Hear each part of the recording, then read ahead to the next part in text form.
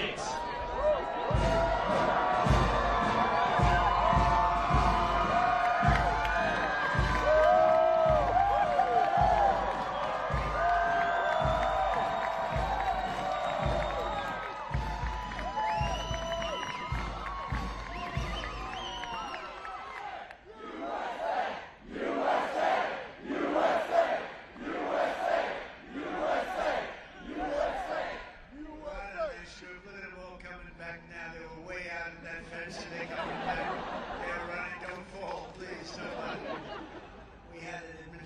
That fell a lot. We don't want to have that. We don't want to have any of that. Well, I'm delighted to welcome to the White House the thousands of proud American patriots, and that's what you are, you're patriots. You know, we've never done this before. You know that, right? They didn't do it. The previous administration wouldn't have thought of doing it.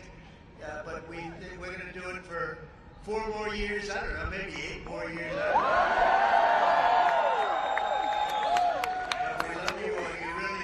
Successful people all, and you just gave your heart and your soul, and we won every swing state. We won the popular vote by millions. We won everything you can win. And now we have a successful country. Doesn't it feel different? So many people say, go away, and all over the world they say it feels different. The whole world feels different, so it's an honor. It's a great honor, believe me, and we should all be happy about it, because we're bringing it back like nobody would have thought possible. The event has, and I just tell you, it was really the brainchild of a few of the people that happen to be in the audience. I won't bother to embarrass them by introducing them. They don't need that, but they just had this idea, and I loved it immediately upon hearing it. But this is the largest crowd so far that we can imagine to be on this lawn in many, many years. There's a big crowd, there's a lot of people, and this is all a group of people that love what we're doing. They love MAGA, Make America Great Again. The president welcomed thousands of supporters to the White House, calling the event historic and celebrating the crowd as proud American patriots. He noted that this type of gathering had never been done before, claiming the previous administration wouldn't have thought of it. With chants of USA echoing, he hinted at possibly staying for more years, maybe 8, and praised attendees for their success and dedication. He emphasized that they had won every swing state and the popular vote by millions, declaring that the country now feels different and is on a successful path. The president credited the crowd and his administration for bringing America back in a way that nobody thought possible. He also praised the event's origin as the brainchild of a few people in the audience and called it the largest crowd on the White House lawn in years. So I want to thank you all, and very particularly have some good food there. I know a certain place serves food, and I think you're liking it. I like it, but I think you're liking it a lot. I want to express my gratitude to just about all of my members of the cabinet who are here. They are here in great numbers. I didn't know what they were saying. They said, I'll see you tonight. I'll see you tonight. And I've been so busy between Iran, Russia, China, and every other problem that we were left, that I'm saying, what the hell is happening tonight? And then I said, I'm seeing a lot of thousands of my friends tonight. But I want to thank the members of the cabinet in particular. They've been unbelievable. We have a great cabinet. You see the results. Let me also give a big round of applause and welcome to our new White House interns. This is the very first day of their job. Really great. Julian Nicholas, where's Julian? Where are you, Julian? Are you out there someplace? I think so. Where's Julian? Where? Look at him. Oh, is that? Wow. Good. You ever hear of the great Jack Nicklaus? This is his grandson, right? I immediately said, get him on board because he's got great genes. You can't get better than that. And you know, especially so your grandmother, okay? Barbara, who's fantastic. So good luck. You're going to do very well. Thank you, Julian. Very good. Say hello. I wish I could play golf like Jack Nicklaus. It just didn't work out that way. But 6 months ago, we had a nation that was as cold as ice. It was cold. The whole world was laughing at us. And they're not laughing anymore, that I can tell you now, because of the people here tonight. We have the hottest, most talked about country anywhere. in the world. I went to the Middle East, we went to Qatar, Saudi Arabia, we went to UAE, we went to 3 stops, we brought back $5.1 trillion. Think of that. 5.1, they ordered massive amounts of military equipment, regular equipment, 200 Boeing aircraft, and we got one for free for the nation. You've been hearing that. The United States Air Force got one for free. And saying, I'd like one because we need it as Air Force One until the other ones are done. And they said, we would be pleased to give you. So they gave us a Boeing 747 for the United States Air Force. And it's just incredible. The press picked it up and they said, he got a plane. I didn't get a plane, they got a plane. But that's the way it is. You're going to get to know as you deal with the fake news, and then eventually you'll get to love them. Maybe. I doubt it. Actually, I doubt it. But I want to just tell you some of the numbers that just came out. Rasmussen, a majority of Americans now believe our country is on the right track for the first time in 28 years. Think of that. First time in 28 years. That's something. And think of the achievement. And we did that in 4 months. You know, we haven't been here long, 4 months, and we're going to do a lot better than that. But who would think that for 28 years they thought we were on the wrong track? Because I know one thing, that 4 years ago, during our term, we were on the right track. We were doing a great job. And we had one of the most successful, that was one of the most successful terms ever. Then we had a little problem with a rigged election, and then we came back. And this is bigger, better, stronger than ever before. This one is far bigger than it would have been. This is really something what's happened. We've created over 500,000 new jobs in a short period of time, secured nearly $15 trillion, new investments that are going into our country. And if you notice, the inflation report came out this morning. We're at about 2% inflation. Can you believe it? And very importantly, because the people were devastated, the last administration, in my opinion, the most unsuccessful administration maybe in the history of our country. Grocery prices went through the roof. While grocery prices now are down, you remember they were talking about eggs. My first week in office, the press was screaming about eggs. Eggs have gone up 287%. I said, I'm sorry, I just got here. And the eggs went up. Now the eggs are down at the same price they were. We got them all the way down. And we had, 3 weeks ago for Easter, we had an egg hunt, an egg roll they called it. And they said, sir, could you order, a couple of months ago, could you order plastic eggs? I said, we're not ordering plastic eggs. And by the time we had the event, eggs were all the way down. But think of it, grocery prices are down, gasoline prices are down, and we're down just in time. $1, we had numerous states, $1.98 a gallon, just in time for Memorial Day weekend. How about that? Good time. You know, this all endures to you because you're all with us. This is a family. This is really a family. So when I do good, you do good. When we do good, we do good together. That's the way I want it. Incomes are soaring, and in April, we achieved the largest drop in consumer prices, the largest increase in consumer confidence, both of them, in many, many years. In one case, we've never had such a drop. It's never been like this. We've never had this kind of success. I just hope it keeps going. You know, you do need a little luck, too. You know that. And sometimes you need a little prayer. Maybe all the time. We need a little bit of a prayer.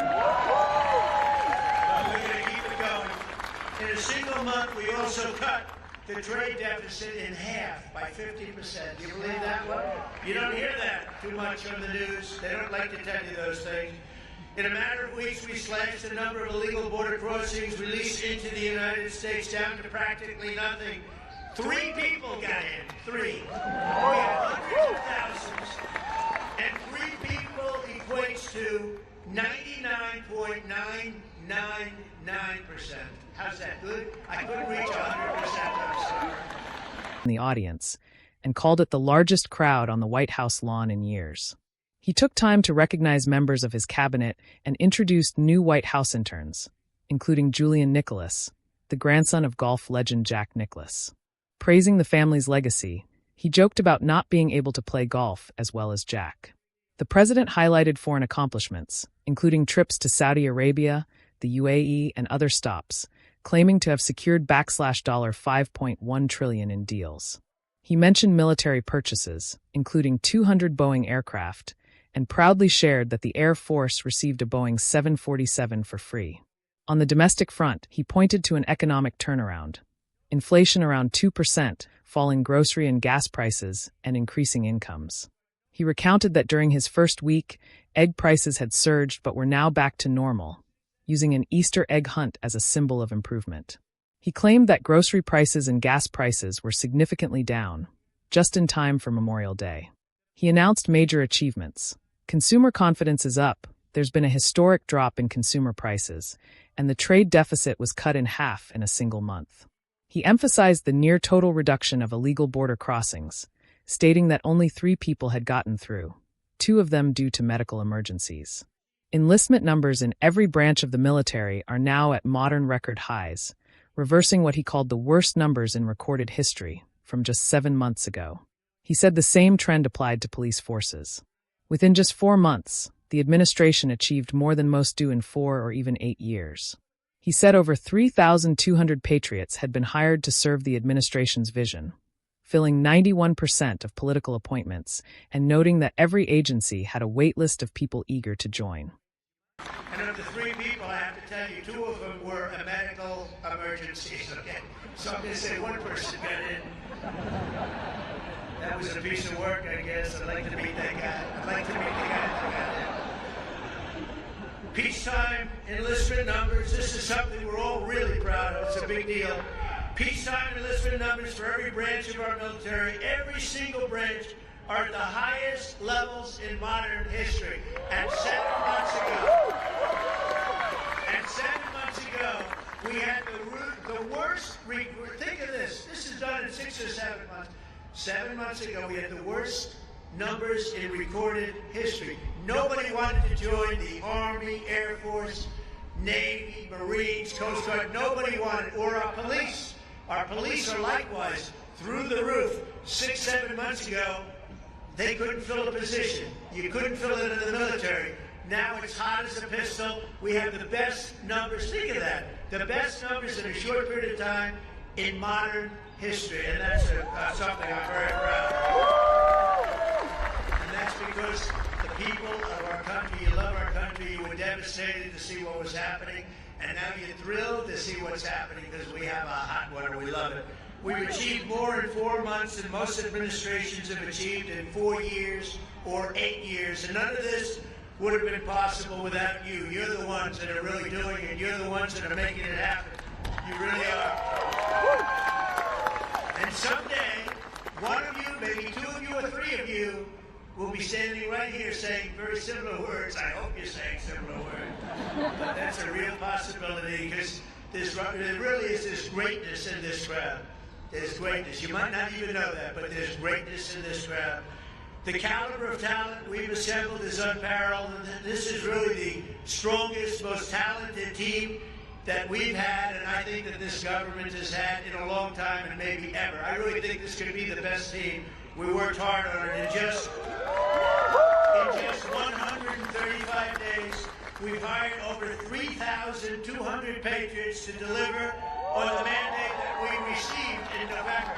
November 5th, we want to go down as one of the most important days in the history of our country. That's Election Day. We're going to make it the most important day. And as of tonight, we filled 91% of our political appointments, and I'll tell you, we have a waiting list likewise. We have a big waiting list of people that want to come over, work here with you, work in the White House. Every single department, every single agency has a waiting list of people that want to come in and be with us. The Department of Veteran Affairs has achieved already 100% staffing, all with people that we want. Really great people. The Department of Defense, Commerce, and Treasury is over 90% of the political hires. They're complete. It's a record at this time, so early. And the Departments of Homeland Security, Health and Human Services, Labor are all over and up to about 95% already. So I want to thank the Great chief of staff, most powerful woman anywhere in the world, they say. She got the most powerful woman in the world. One phone call and a group of people, I better not say it, I was going to say one phone call and the country is wiped out, but we're not going to say that. Because we're a peace-loving nation. We are a peace-loving nation. Susie Wiles, where are you, Susie? No, she's great. And Sergio, thank you for the great job that you did. I appreciate it, Sergio. Sergio Moore. They've done a really amazing job. Susie, I'll tell you what, she's the first woman chief of staff in the history of our country. And I'm surprised. And I watch those men, and she watches over them, and if they get a little bit out of line, they may be big shots, defense, they may be in commerce, they may be the biggest. They're scared of her. They're afraid. They don't want her coming after them. But now she's been incredible. First woman chief of staff in the history of our country. Isn't that great? I'm surprised to hear that, actually. That's the way it is. But most importantly, let me thank all of the appointees for your tireless efforts to deliver our promises and to put very simple words towards America first. It's all about putting And by the way, we're going to help other countries, but first we have to straighten out our country. Don't you think so? It's not going to take too long. Very special thanks as well to your spouses and children, families and loved ones for the support that you've given us. And we're saving our country. This would have been a country, we were a country in shambles, and now we're a country that is just in love with itself, in love with its people, and everybody's talking about it. And it's such an honor to be involved with you. And without you, it wouldn't be happening, because together we've begun the golden age of America. This is now the golden age of America. It's a beautiful country. And we're going to make our nation safer and stronger and prouder, richer, freer, and greater than ever before. And I can give you my word, I'm going to work so hard. We're going to work harder than any president's ever worked. We have to, because we got off to a little rough start. They gave us a very bad hand. And we've taken that bad hand and we've turned it into the best hand you can get, and you're the reasons why. And I want to thank you. We love you all. Thank you very much, everybody. Have a good time. He gave special praise to Susie Wiles, calling her the first female chief of staff in U.S. history and possibly the most powerful woman in the world. He humorously noted how top officials feared her discipline and leadership. Thanking all appointees, their families, and supporters, he reiterated the administration's mission: putting America first. He promised to help other countries too, but only after straightening out the U.S. first. He closed by calling this era the golden age of America, promising to make the country safer, stronger, freer, and greater than ever. He vowed to work harder than any president in history and credited the crowd for the administration's momentum, saying their passion is what made all of it possible.